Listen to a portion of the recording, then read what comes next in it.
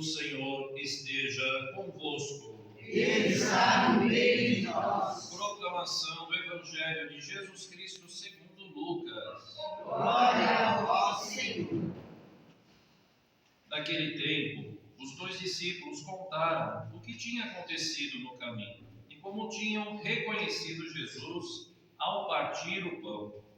Ainda estavam falando quando o próprio Jesus apareceu no meio deles e lhes disse: "A paz esteja convosco." Eles ficaram assustados e cheios de medo, pensando que estavam vendo um fantasma. Mas Jesus disse: "Por que estáis preocupados e por que tendes dúvidas no coração? Vede minhas mãos e meus pés. Sou eu mesmo. Tocai em mim e vede. Um fantasma não tem carne nem ossos, como estáis vendo que eu tenho." E dizendo isso, Jesus mostrou-lhes as mãos e os pés, mas eles ainda não podiam acreditar, porque estavam muito alegres e surpresos. Então Jesus disse: "Tendes aqui alguma coisa para comer?" Deram-lhe um pedaço de peixe assado. Ele o tomou e comeu diante deles. Depois disse-lhes: "São estas as coisas que vos falei quando ainda estava convosco. Era preciso que se cumprisse tudo o que está escrito sobre mim, na lei de Moisés, nos profetas e nos salmos." Então Jesus abriu a inteligência dos discípulos para entenderem as Escrituras e lhes disse: "Assim está escrito: o Cristo sofrerá e ressuscitará dos mortos ao terceiro dia, e no seu nome serão anunciados a conversão e o perdão dos pecados a todas as nações, começando por Jerusalém. Vós sereis testemunhas de tudo isso." Palavra da salvação. Glória a vós, Senhor.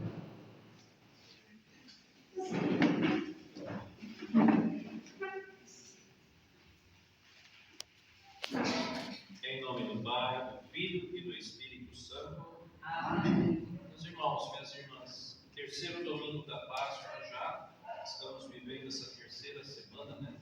Terceiro domingo que abre essa semana da Páscoa. A Páscoa é definitivamente um ato de fé naquele que ressuscitou por cada um de nós. A Páscoa, ela tem que ser experimentada. Né? E como experimentar a Páscoa? Justamente hoje, nessa experiência, caminhando, como fizeram ali os 2 discípulos de Emaús que voltam, né? Após estarem indo para longe da comunidade, do centro de Jerusalém. Jesus aparece para eles, né? E começa a ensiná-los, como diz aqui a Escritura, né? E o Evangelho, desde os profetas, os salmos, tudo que iria acontecer com ele, e de fato aconteceu. E mesmo assim, aqueles 2 homens, se afastando da comunidade, ainda estavam com a visão bloqueada, não tinham percebido, né, que era o próprio Cristo que estava com eles. Qual foi o fator ali mais importante, além da conversa, dos ensinamentos que Jesus fez?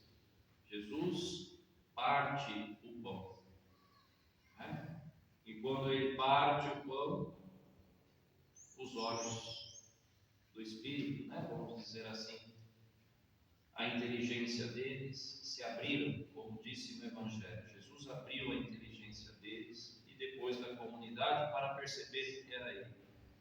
A Páscoa é caminhar, a Páscoa é experimentar, mas caminhar para onde? Para onde estavam indo os discípulos de Emaús? Longe da comunidade. Cristo não quer isso. Por isso Cristo bloqueia esta caminhada desses 2 discípulos de Emaús e os reconduz e os manda para de volta à comunidade. Então, como se caminha para reconhecer o Cristo? Se caminha como igreja, como comunidade, né? Que todos nós somos. Isso tem que ficar muito claro. Ninguém pode simplesmente se dar ao luxo de experimentar o ressuscitado sozinho, porque o ressuscitado ele quer ser ali conhecido, testemunhado, e precisa de pessoas na comunidade que de fato façam isso, que de fato anunciem que Cristo passou por tudo isso, encarou ali as situações, encarou a morte, encarou o julgamento, a morte, a crucificação, mas qual é a maior notícia? Que tudo isso se desfrutou. A ressurreição. Ele está ressuscitado. Ele está no meio de nós. O primeiro fruto, e isso já foi dito no primeiro e no segundo domingo. O que é preciso, em primeiro lugar, para reconhecer o ressuscitado? É se deixar ali conduzir por ele, ouvir a sua voz que diz assim: a paz esteja convosco. Nada é possível fazer dentro ou também, vamos dizer assim, fora da vida da igreja se você não está em paz. Porque Jesus, Ele mesmo, a sua pessoa é o príncipe da paz.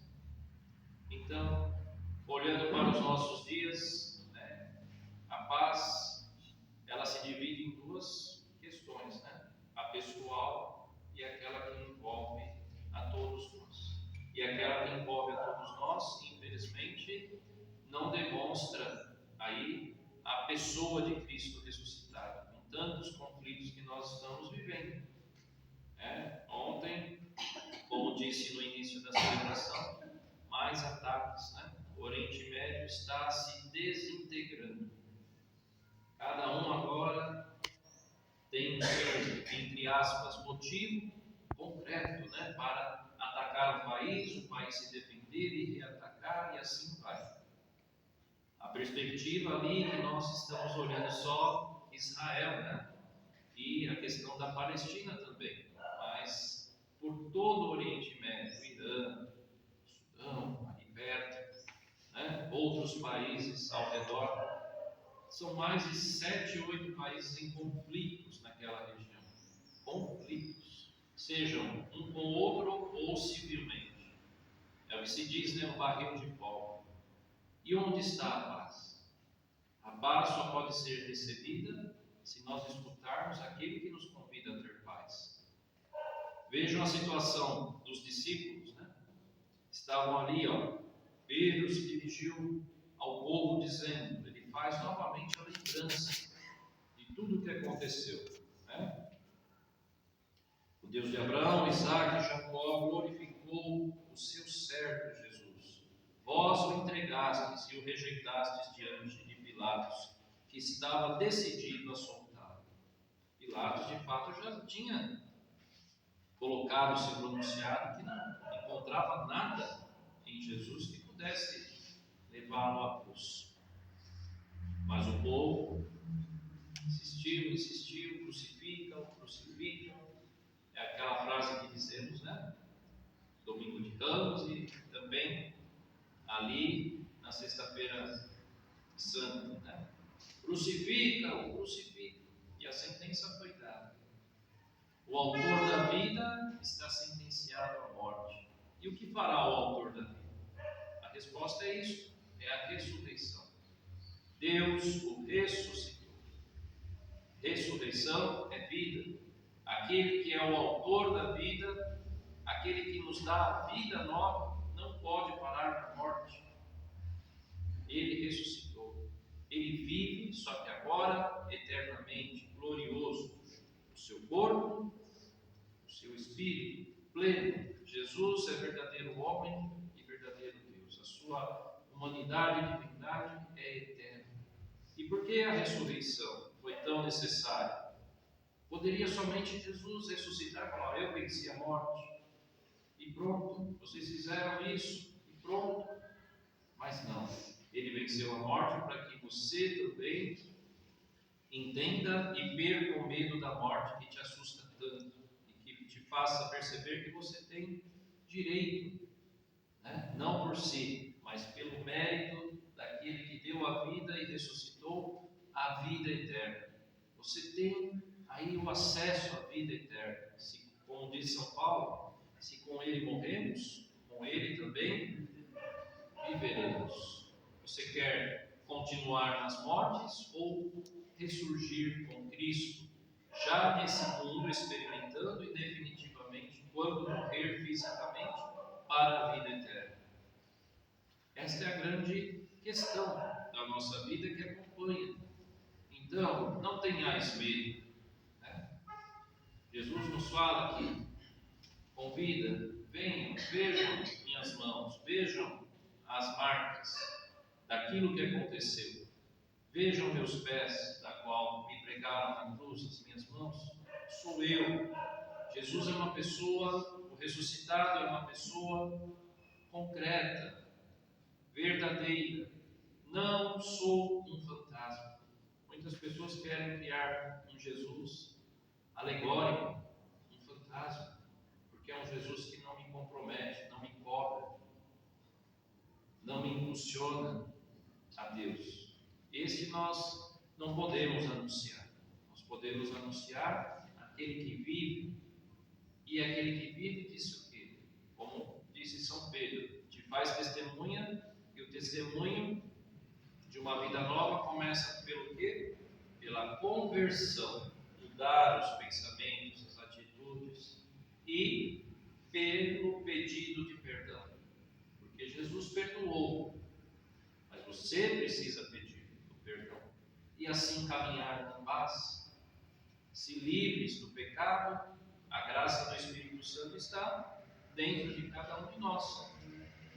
Agora, com o pecado, como você vai anunciar aquele que não tem pecado dentro do pecado? Se torna impossível. O Espírito Santo mesmo bloqueia isso, porque Cristo é santo, santo, santo, com Deus, santo, santo. O Pai, o Filho e o Espírito dão testemunho de uma única coisa: que se nós somos filhos de Deus, temos que fazer a nossa parte também, testemunhando ao mundo o ressuscitado. Então, pensemos em que lugar está, aonde me localizo o meu caminho, onde estou caminhando, para que direção estou caminhando. Lembrar que quando São Pedro também estava em Roma e estava toda aquela situação, ele decide ir embora, né? Segundo a nossa tradição, o próprio Jesus, quando ele estava indo embora, se manifesta a ele, e tem até um filme, né, que fala sobre isso, chama Covardes. Jesus pergunta a Pedro: Pedro, covardes? Interrogação. Aonde vais? Está demais aqui, Senhor. Estou querendo me matar. Vou embora. Olha aí, os teus filhos, que nós anunciamos, todos morrendo aí na boca dos leões, sendo espetáculo dos leões, matando aí no Coliseu e perseguidos. Pedros, covardes, não covarde, é isso, hein? Co-C-O-Vades, né? Aonde vai? Aí Pedro fez o quê? Conversão, novamente. Conversão é mudança de direção. Você está indo lá, você muda. Voltou para Roma. E voltou para testemunhar. Pedro, onde vais? O meu povo está aqui, Pedro. Não está ali onde você está querendo ir. Por isso que a gente tem que medir. Onde vamos, cada um de nós? Jesus nos pergunta. Para cá, no nosso eu, no nosso medo, ou a conversão de continuar ali a testemunhar sob qualquer condição o ressuscitado, mesmo que custe a vida. E custou a vida de Pedro. Pedro voltou e mais alguns dias para frente foi crucificado de ponta cabeça.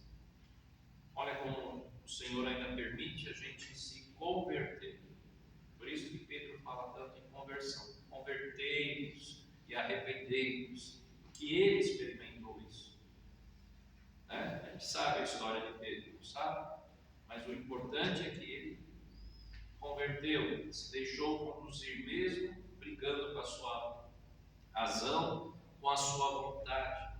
Então a gente tem que brigar sim, com a nossa razão e vontade para que possamos entender e completar o Pai Nosso em nós, dizer: seja feita a tua vontade. Aí você vai compreendendo cada petição do Pai Nosso. Seja feita a tua vontade. Pedro, onde vais, Pedro? Seja feita a tua vontade. Sempre há tempo de conversão, sempre há tempo de pedir perdão, e como os discípulos de Emaús, né? Sempre há tempo de escutar, ceiar e perceber o sacramento, né? Partir o pão, a Eucaristia.